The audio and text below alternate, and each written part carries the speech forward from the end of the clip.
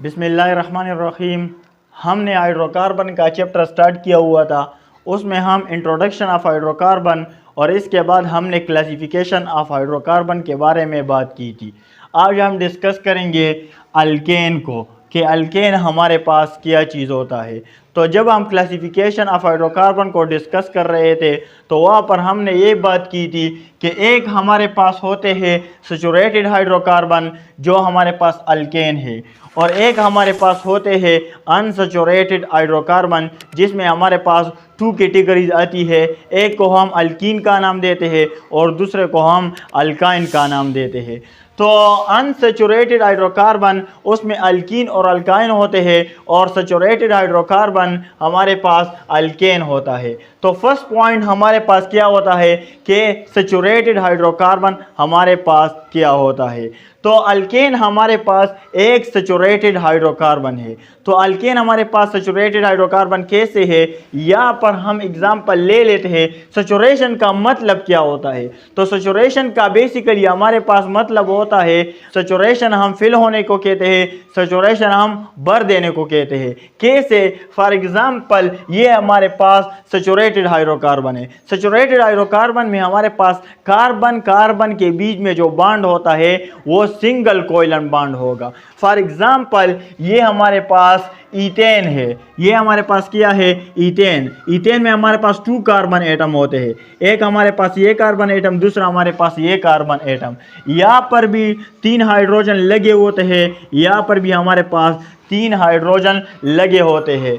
तो ऐसा हाइड्रोकार्बन जिसमें हमारे पास कार्बन कार्बन के बीच में सिंगल कोवैलेंट बॉन्ड होता है उसको हम सैचुरेटेड हाइड्रोकार्बन कहते हैं। तो यहाँ पर कार्बन की जो वैलेंसी है वो फिल है, वो हमारे पास कंप्लीटली फिल है। तो सो दैट्स व्हाई इसको हम क्या कहते हैं? इसको हम सैचुरेटेड हाइड्रोकार्बन कहते हैं। यहाँ पर भी कार्बन की जो वैलेंसी है वो कंप्लीटली फिल्ड है, यहाँ पर भी कार्बन की वैलेंसी हमारे पास कंप्लीटली फिल्ड है। सो इस वजह से इसको हम सैचुरेटेड हाइड्रोकार्बन कहते हैं। सैचुरेशन का मतलब क्या होता है? फॉर एग्जांपल हमारे पास यहाँ पर 1 लीटर ऑफ वाटर पड़ा हुआ है एक बीकर में। ये हमारे पास क्या है? 1 लीटर ऑफ वाटर, और इसमें तकरीबन हमारे पास 4 टेबल स्पून ऑफ शुगर इसमें डिज़ोल्व हो सकता है। हमने 1 टेबल स्पून इसमें डिज़ोल्व कर लिया, हम इसमें दूसरा टेबल स्पून डिज़ोल्व कर लेते हैं, हम इसमें तीसरा टेबल स्पून डिज़ोल्व कर लेते हैं, और हम इसमें चौथा टेबल स्पून डिज़ोल्व कर लेते हैं। तो 5वां टेबल स्पून इसमें डिज़ोल्व नहीं होगा,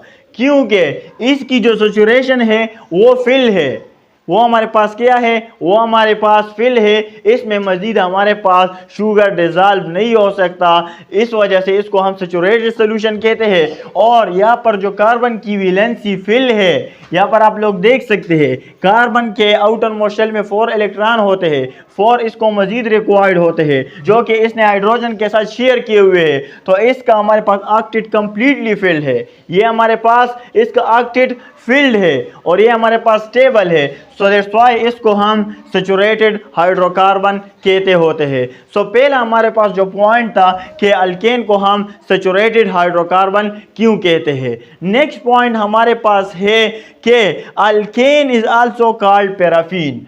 फर्स्ट पॉइंट हमारे पास ये था। दूसरा पॉइंट हमारे पास है कि अल्केन को हम पैराफिन्स क्यों कहते हैं। तो पैरा का जो मतलब होता है वो हमारे पास लिटल होता है। पैरा का मतलब हमारे पास क्या होता है? लिटल। और एफिनिटी हम किस चीज़ को कहते हैं? एफिनिटी हम रिएक्टिविटी को कहते हैं, रिएक्टिविटी को हम कहते हैं। तो इसका मतलब क्या हुआ कि जो अल्केन है वो हमारे पास लिस रिएक्टिव है, लिटल रिएक्टिव है। क्यों लिटल रिएक्टिव है? क्योंकि कार्बन की जो वैलेंसी है वो ऑलरेडी फिल्ड है, वो ऑलरेडी हमारे पास फिल है और ये हमारे पास स्टेबल है। तो इसको मजीद किसी दूसरे के साथ बॉन्ड बनाने की ज़रूरत नहीं है। सो पैरा का मतलब है लिटल और एफिनिटी का मतलब है रिएक्टिविटी। सो इसका मतलब ये हुआ कि अल्केन हमारे पास लिस रिएक्टिव होता है, इसको हम इस वजह से पैराफिन भी कहते होते हैं। थर्ड पॉइंट हमारे पास है कि अल्केन का जो जनरल फार्मूला होता है वो हमारे पास होता है CnH2n+2। ये हमारे पास अल्केन का जनरल फार्मूला होता है। इस फार्मूले को यूज़ करके हम अल्केन का मॉलिक्यूलर फार्मूला भी बना सकते हैं, हम अल्केन का कंडेंस फार्मूला भी बना सकते हैं और हम अल्केन का स्ट्रक्चरल फार्मूला भी बना सकते हैं इस फार्मूले को यूज़ करके। फॉर एग्ज़ाम्पल हमारे पास मीथेन है, मीथेन, तो यहाँ पर हम क्या चीज़ पुट करेंगे, मिथ। मिथ का जो प्रीफिक्स है वो हम किस चीज़ के लिए यूज़ करते हैं, 1 के लिए। तो यहाँ पर हम 1H2, यहाँ पर 1+2, और तो हमारे पास क्या आएगा, CH हमारे पास +4। तो ये किस चीज़ का फार्मूला है, ये हमारे पास मीथेन का फार्मूला है। इसी तरह हमारे पास एथ का जो प्रीफिक्स है वो हमारे पास 2 के लिए यूज़ होता है। तो C2H2 × 2+2, तो हमारे पास C2H6, ये हमारे पास ईथेन का फार्मूला है। तो इसको हम यूज़ करके इसका मॉलिक्यूलर फार्मूला भी बना सकते हैं, स्ट्रक्चरल फार्मूला भी हम बना सकते हैं। फॉर एग्ज़ाम्पल ये हमारे पास मीथेन है, तो इसका स्ट्रक्चरल फार्मूला हम किस तरह बना सकते हैं, यहाँ पर 1 कार्बन एटम और 4 हमारे पास हाइड्रोजन एटम, यहाँ पर भी हाइड्रोजन और यहाँ पर भी हाइड्रोजन। तो ये इसका स्ट्रक्चरल फार्मूला है।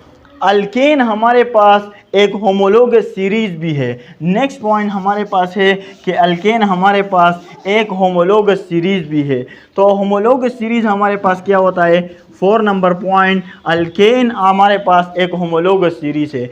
होमोलोगस सीरीज़ हमारे पास क्या होता है कि फंक्शनल ग्रुप हमारे पास सेम होगा, सारे मेंबर का जो फंक्शनल ग्रुप है वो हमारे पास सेम होगा, बट जो एडजेसेंट मेंबर होते हैं उसमें डिफरेंट CH2 हमारे पास डिफ़र होगा। तो अब इस बात का मतलब क्या होता है, फॉर एग्ज़ाम्पल ये हमारे पास CH4 है, ये हमारे पास C2H6 है, ये हमारे पास C3H8 है, ये हमारे पास C4H10 है, वगैरह वगैरह। तो इन दोनों के दरमियान जो कंसेक्यूटिव मेंबर है, इन दोनों के दरमियान CH2 ग्रुप का फ़र्क होगा। किस तरह, यहाँ पर हमारे पास क्या है, यहाँ पर हमारे पास कार्बन 1 है, यहाँ पर हमारे पास कार्बन 2 है। तो जब हम 2 को 1 से मनफी करते हैं हमारे पास 1 आएगा। तो कार्बन हमारे पास 1 और 6 हमारे पास हाइड्रोजन है और यहाँ पर 4 हमारे पास हाइड्रोजन है। तो जब हम 6 को 4 से मनफी करेंगे तो हमारे पास हाइड्रोजन 2 आएगा। तो CH2, ये हमारे पास आप लोग देख सकते हैं कि CH2 ग्रुप का यहाँ पर डिफरेंस है। इसी तरह हमारे पास यहाँ पर कार्बन 3, यहाँ पर कार्बन 2, तो हमारे पास कार्बन 1, यहाँ पर हाइड्रोजन 8, यहाँ पर 6, तो हमारे पास हाइड्रोजन 2। यहाँ पर भी जो फ़र्क है वो हमारे पास CH2 ग्रुप का हमारे पास फ़र्क है। तो होमोलोगस सीरीज़ हमारे पास क्या होता है कि सब मेंबर का जो फंक्शनल ग्रुप होता है वो हमारे पास सेम होगा, लेकिन जो हमारे पास डिफरेंट होगा एडजेसेंट मेंबर में वो CH2 ग्रुप का हमारे पास फ़र्क होगा। यहाँ पर आप लोग देख सकते हैं कि CH4 में भी हमारे पास सिंगल बॉन्ड होता है, C2H6 में भी हमारे पास कार्बन कार्बन के बीच में सिंगल बॉन्ड होता है, C3H8 में भी हमारे पास कार्बन कार्बन के बीच में सिंगल बॉन्ड होता है। तो फंक्शनल ग्रुप हमारे पास सेम होगा, लेकिन डिफरेंस कहाँ पर आएगा, हमारे पास CH2 ग्रुप में हमारे पास डिफरेंस आएगा। कंसेक्यूटिव मेंबर एक दूसरे से डिफरेंट होंगे बाय CH2 ग्रुप। तो ये हमारे पास अल्केन के बारे में थोड़ा सा डिस्कशन था। इसके बाद हम प्रिपरेशन ऑफ अल्केन और केमिकल रिएक्शन ऑफ अल्केन को डिस्कस करेंगे। Okay, thanks.